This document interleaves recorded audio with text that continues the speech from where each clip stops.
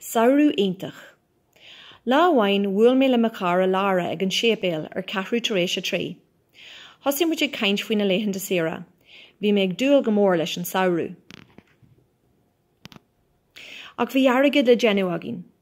Thuaigh muid go dtí an tastan ag lorg jaban na samhraí.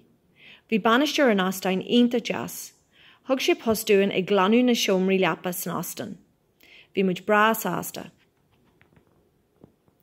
Ag deireadh bhí uail, bhí go leor airgid agin chun dul chun na hidéile. Caith muid seachtain sa roimh.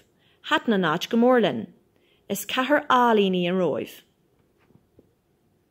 I lár bhí lúnasa, bhí muid ar ais sa bhalla, agus bhain muid cluthe pella sa chréamh.